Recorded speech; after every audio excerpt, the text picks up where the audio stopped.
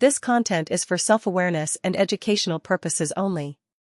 Please use your own discretion and seek professional guidance when, if needed. You know how some days feel just really busy? One minute you're on top of things, and the next your mind is just scattered, going in a million different directions.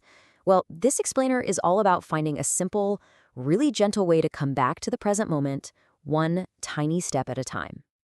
So, let me ask you this, and be honest. When was the last time you really, truly paused? I don't mean checking your phone or planning what's next. I mean just stopping for a second.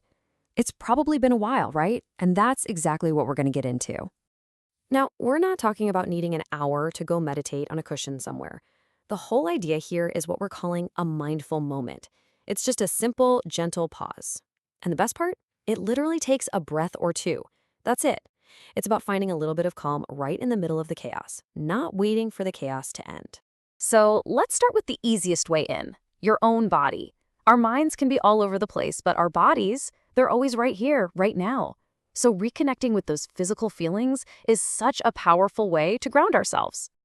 Think about it. You've been sitting at your desk for hours, or maybe you've been running around all day. You start to feel that tightness creep into your shoulders, or that wave of exhaustion just washes over you.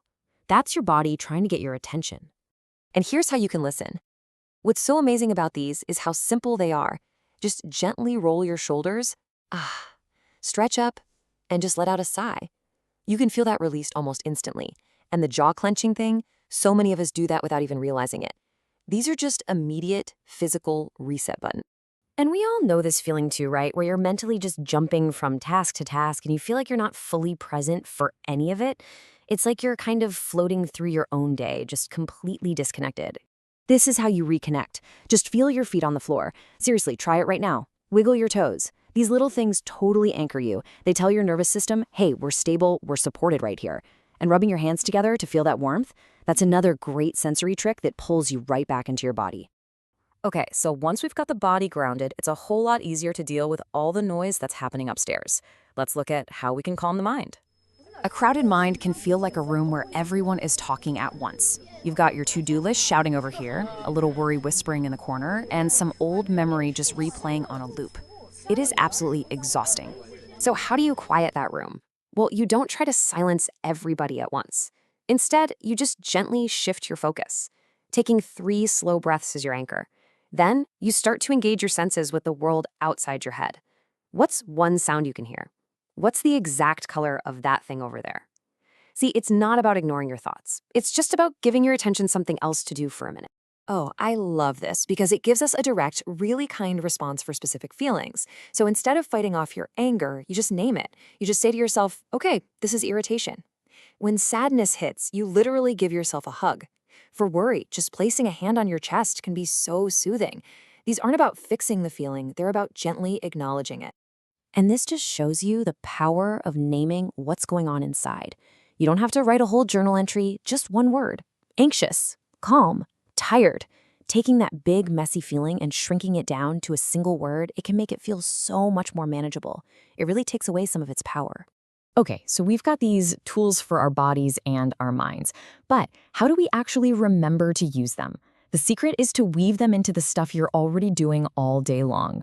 Your daily routine is just packed with opportunities for these little pauses. When you're eating, just notice the texture of one single bite. When the emails are piling up, take one conscious, slow sip of water. When you're walking, just feel one foot connect with the ground. The thing is, you're not adding new tasks to your day. You're just changing how you pay attention during the tasks you're already doing. Our world is constantly throwing stuff at us, right? This is your quick response guide. Too much screen time? Just close your eyes for 5 seconds. Feel pressured to answer right away in a conversation? Give yourself permission to take one full breath before you say anything. These are tiny little acts of self-care that make a huge difference. So, we've covered a lot of ground here. And I know it might feel like a big list, but I want you to think about it differently. This is not a checklist you have to complete. Think of it more like a flexible, gentle toolkit. 30 different tools, 30 simple ways to pause and just reconnect with yourself. The fact that there are so many options just means there's always something you can do, no matter what's going on.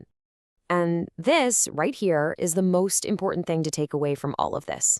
The goal is not to master all 30 steps. The goal is just to remember one of them when you need it most.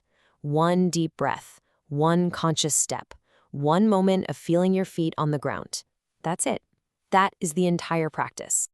So as we wrap up, I'm just going to leave you with this question. Thinking back on all these simple little tools, which one of them feels right for you right now? Which gentle pause are you going to choose to try first?